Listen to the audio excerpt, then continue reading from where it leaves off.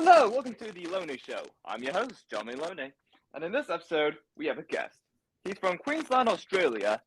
He's an author and CEO of behaviorsales.com, and many people describe him as a social engineer. Ladies and gentlemen, I give you Benjamin Bressington. Hey, Peter, excited to be here. Great. How's life? Man, it is absolutely fantastic right now. There is never a dull moment, that is for sure. Okay, great. So, care to explain what you do for a living? So I get paid to hack people, is what some people will say.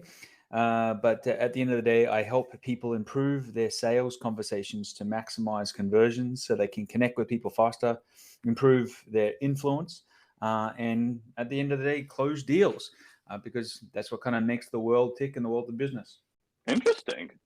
And what impact has your work have on society across the internet in sales? Yeah, so the big impact that we're having right now is that we're helping people connect with people more authentically faster. So one of the big things we've noticed over the last few years is people's ability to connect with each other authentically has actually reduced.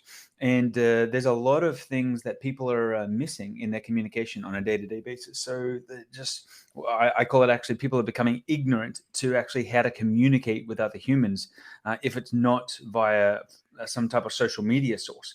So actually, how do you have a conversation with people? How do you read body language? How do you assess the non-verbal cues in a conversation to actually use that information to connect with people? And at the end of the day, how do you understand different personality types? Through the personality types, you can actually understand what you need to do to actually connect with people and not just piss everybody off. Okay. And so when you do this, how do you do it? So we actually created some software that allows you to enter an email address or a LinkedIn address into our software or our Chrome plugin. And effectively, within about 15 seconds or so, it actually spits back out the person's personality profile. So I could assess you, for example, then I can determine what your personality type is. And then that gives me a whole lot of information, like your motivations, your stressors, what type of personality you are, how you connect with others, what you are looking for from your needs and desires, and a whole lot of stuff like that.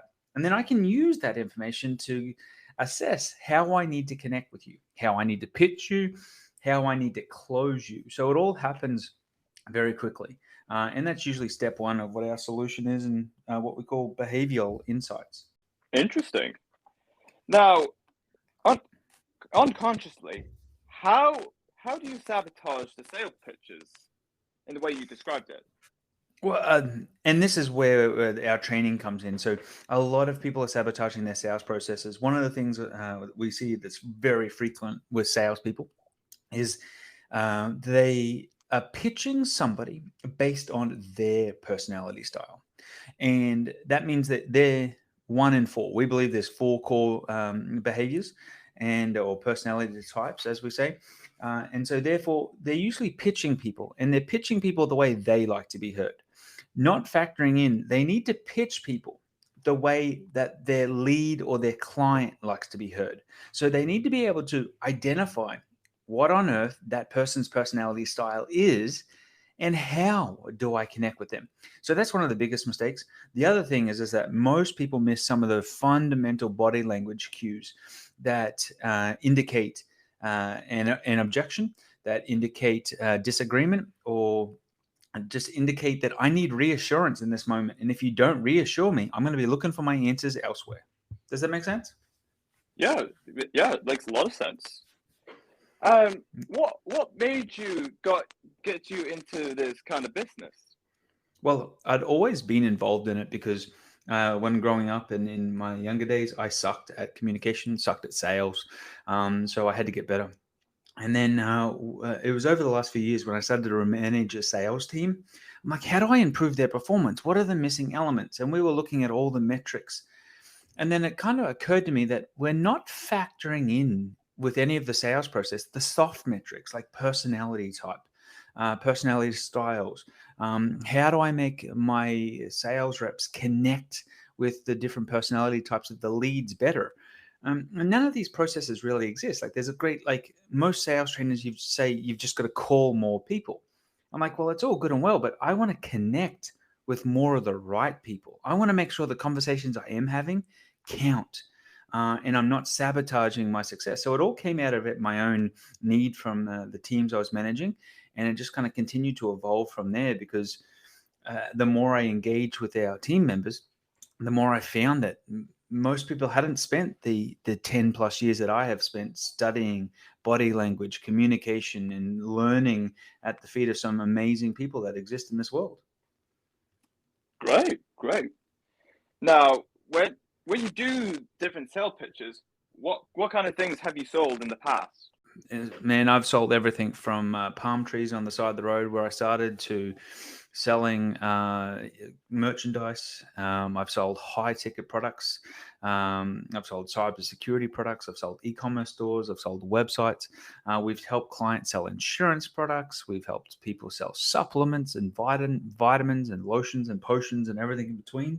And like walking into businesses and selling them a $30,000 website takes a little bit of skill and experience, and it's something you kind of develop over time. There's always the consulting products and info products, and like right now we've got programs that range from $50 that we sell to all the way up to $6,000 a month coaching programs and consulting programs to our software solutions. So we've sold over the last 15 years or so. I've sold a myriad of things.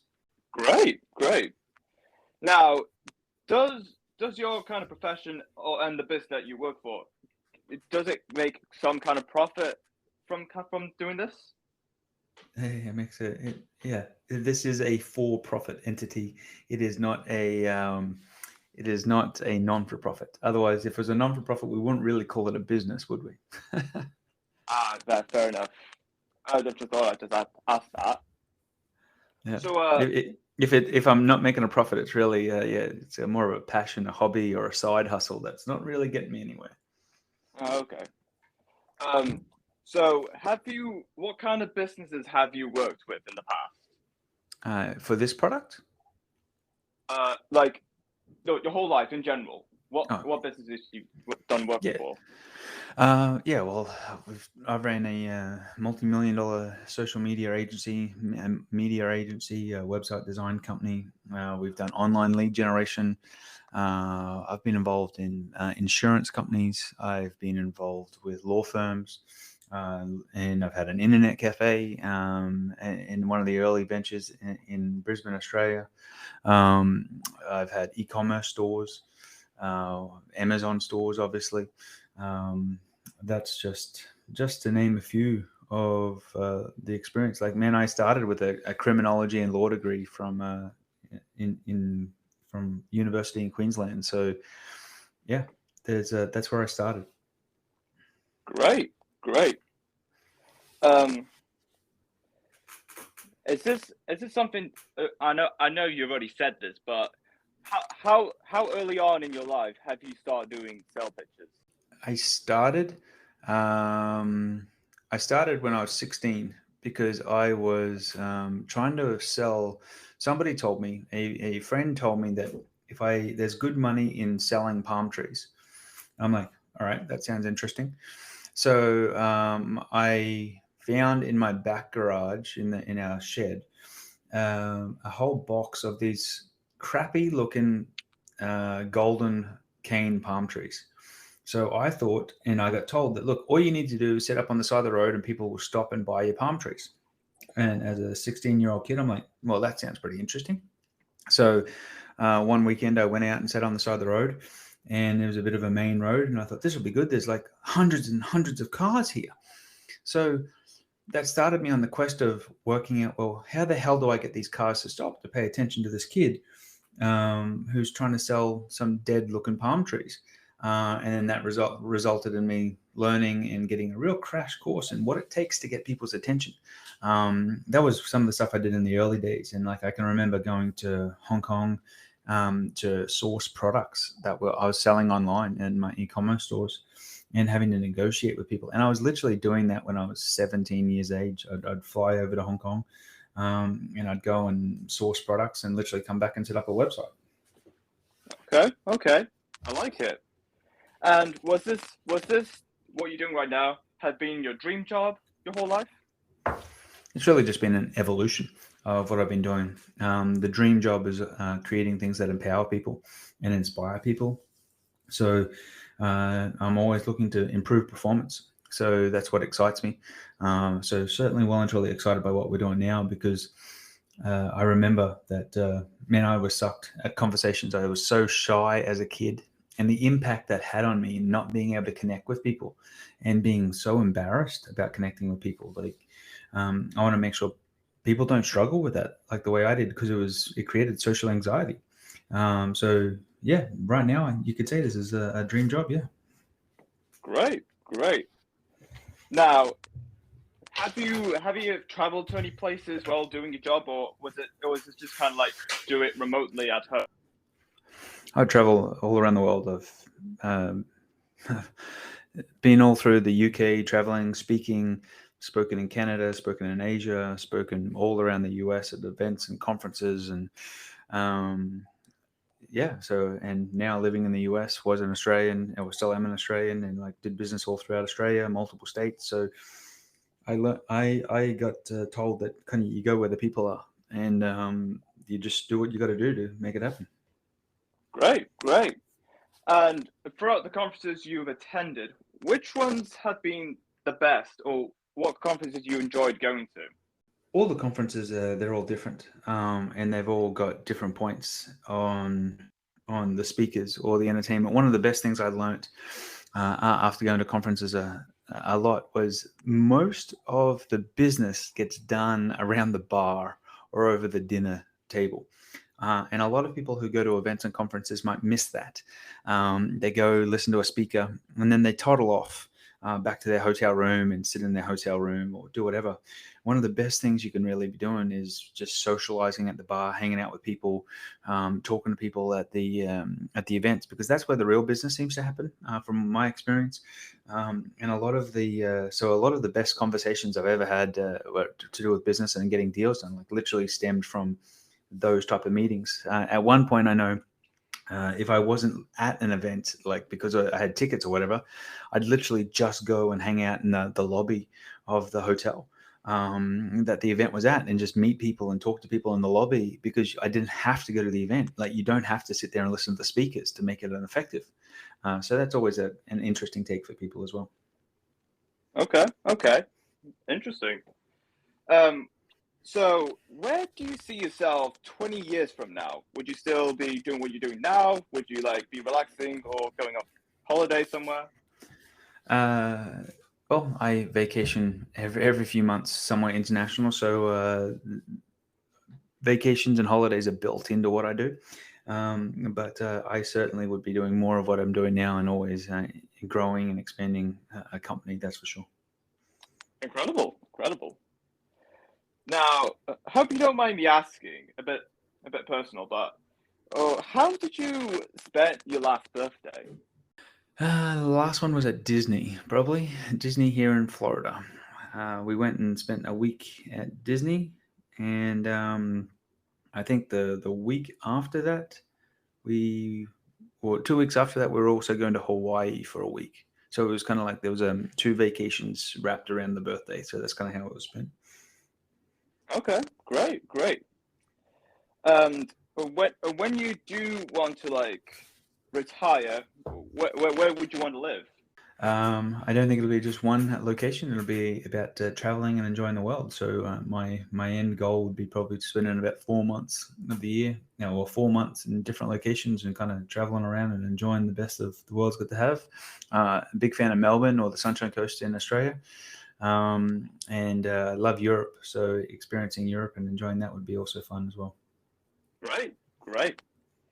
Now, in terms of right now, what kind of things are you doing with your profession? As of right now, Yeah. I create publishing books. We're creating training courses and designing software. So that's what I kind of do in my profession, and working with clients every day to get their feedback on our solutions that we're offering, and really working with them to help them maximize their ROI, so their return on investment. So that's how I kind of spend my day. So talking to people, engaging with people. Fantastic. Now, so throughout working out in your job, what have been your highest and lowest points? Lowest points would obviously, like, there's been companies I've been involved with that have failed. So they, for various reasons. And some of the low points is like when that happens and you kind of realize, well, like, hey, this is over. You got to work out what the hell you got to do. What am I going to do next? That's always a pretty low point. Pretty tough. It's kind of pretty tough to go, okay, where do I start? Some of the high points are just the massive achievements or winning awards, getting recognized for different things. That's always a great achievement, an acknowledgement of hard work that you've put in. Great, fantastic. When it comes to startups, what are the most common trends do you see? With startups, I find that a lot of people are just copying a product or a service, and they're failing to look at a business model and create a model for success that'll actually allow them to generate profits. They look, hey, I can do this product cheaper, I can do this product offering, but they don't really look at the business model associated with it. There's lots of trends, obviously, everything with technology and automation right now, but there's still a lot of services that are brick and mortar, general business services that are extremely profitable that many businesses could be built around. And I think a lot of startups in the trends, they don't look at the impact of the businesses internationally and get inspiration from ideas internationally, because you can pretty much open a business in any country, pretty much anywhere in the world right now, and be effective. Okay. And do you work with other people or do you work by yourself? I work with a team of people. Okay. And what are the roles and responsibilities in what you're doing? There is software developers, there's customer support engineers, there's sales developers or salespeople, there's business development officers, there's people who deal with program and licensing, there's the legal team that deal with contracts and compliance and everything that goes with that. So yeah, there's a few people on the team. Great, fantastic. And I'm not sure if I asked this, but what I asked you about the big companies, but what are the startups that you've been very proud of and you saw having the greatest success? The greatest success would have been the product sourcing. So when I was in the early days, I was literally had companies out of Australia where I was going to Hong Kong and sourcing products and starting websites. And this is back in the early 2000s. So there wasn't a lot of competition for it at that point in time. So the entire business model was completely different, which was what was exciting. It's not like it was today. There was a lot of success from that. Okay, great. Now, do you have any particular strategies that applies to all the startups you work with, or do you have separate strategies specifically for different sectors? It's the same process that we have. It's the same model that we use for everybody, because communication is fundamentally the same. If you're in a new business, old business, or any size business, online or offline, it really doesn't matter. Like, you've got communication challenges, communication issues. You've got internal company communication. So we literally help people in what we call the behavioral model improve their communication within their company to create a more effective culture, or we help them improve their sales communications to be able to close deals faster and prevent churn and customer abandonment. Okay, great. And what's your key tactics in terms of creating influence? So one of it would be actually helping people understand the personality style, so they know who or what they're talking to. The other is how you handle the first 60 seconds to 2 minutes of the call. And most people fail to have a script or an agenda set for the call. So if you can get on a call and confidently take control of the call and set the agenda, and the outline for what's going to happen, how it's going to happen, and what the expectations are going to be for this call, you'll find that people will actually give you more respect and influence quite instantly, because you're actually leading them. Most people who get on a call are in follow mode, and every human wants to be led by somebody. So the thing is you need to take control. You can't get on a call expecting your leads or the people you're talking to take control. So you need to be able to confidently take control, set the agenda, set the time period, and as a result, you'll be far more effective in your calls. Okay, cool. Now, you say you run a course on behavior sales, right? Correct, yeah. Personality mapping, yeah. Yeah.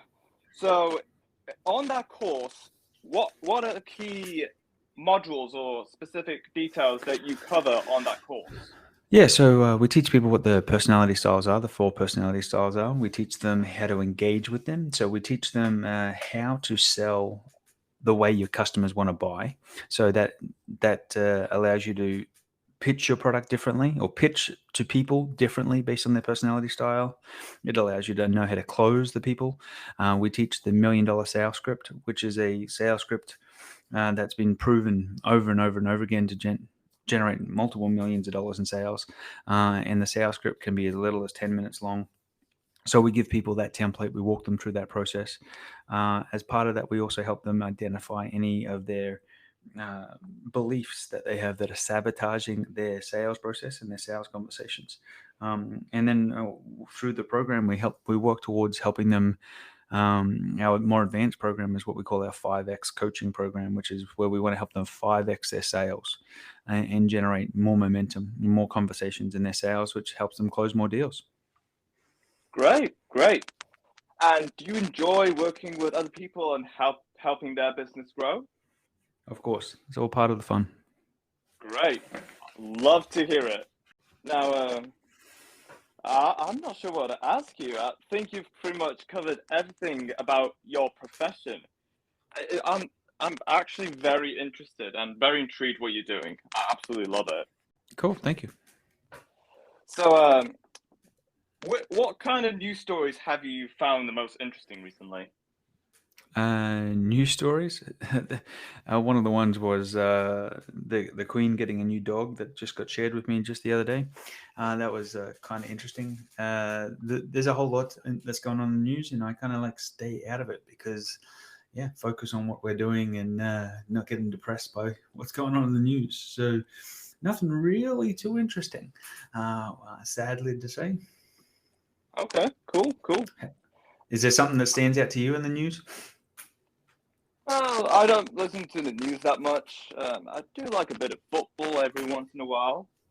And I do like watching a bit of architecture and construction videos because I just like how construction and architecture has progressed over the years, especially combating climate change. That's the kind of videos I love watching most on YouTube. Yeah. It's great. Yeah, I've been getting into a guy by the name of Alex Hormozy lately, and really been enjoying his podcast and his books. And he published a book called $100 Million Offer, and he's literally been able to scale his business over the last few years from zero to $85 million a year. So quite interesting listening to him and being able to model what he's doing. Great. Impressive. Now, which season are you most active in? Season? Yeah, which season you're most active in? Sports wise, or are you talking just business wise? In general, both, either way. Well, I still pretty active. I still have a goal, like personally, to be able to cycle 150 miles a week, regardless of the season. So that's kind of that from my personal goal. But even on a business side, we're very active every day of the week.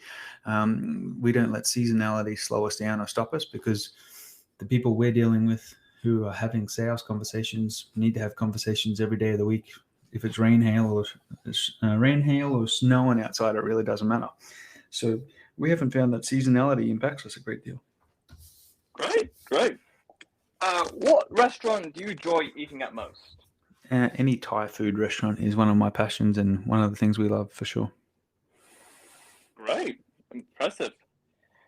What is the one thing you can't live without? My wireless headphones. So I have the Aftershock headphones, and I find them some of the best headphones I've ever had. Okay, okay. Now, what do you think is the best way to travel? First class. Yeah, first class is great. beats cattle class. Okay. What is the best pair of shoes you have owned? Best pair of shoes. In Australia, you get a pair of boots, and the boots can last you like 10 or 20 years. They would be the best pair of shoes that I've had in a long time. Actually, I just can't even remember. I just went blank on the brand of them, but yeah, they yep. I would say that would be the best pair of shoes I've ever owned. Great, great. Now, if you opened a business, what kind of business would it be? Behaviorsales.com. I would be helping people improve their sales conversations. Great. Data analytics, data intelligence. Love it. How much time do you spend on the internet? 15 hours a day. Still thinking? I said 15 hours a day. 12 to 15 hours a day. Oh, sorry, I didn't blanked out for a second there. Where was the nicest place you've been to? Nicest place I've been to would have been in Bordeaux, in some of the vineyards that I went to and explored them. That would have been one of the nicest places. Or yeah. Great, great. What was the funniest video you've watched? All those dog videos that hang around on Facebook. Some of them always make me laugh. Okay, cool. When was the last time you've worked incredibly hard? 15 minutes ago. And when I went to the gym yesterday. Oh, okay, cool. What is your pet peeve? Indecisive people. People who can't make a decision. Yeah, I get that all the time. And finally, one last question. Let me just find it. What was the best thing you've ever bought off Amazon? Best thing I've ever bought off Amazon. I would have to say it would be a massaging gun. They're one of the things that you can kind of use on your muscles or your back cramps or whatever. Like that thing is like, yeah, worth its weight in gold. Okay, cool. And that's for this episode. It was great having you here, Ben.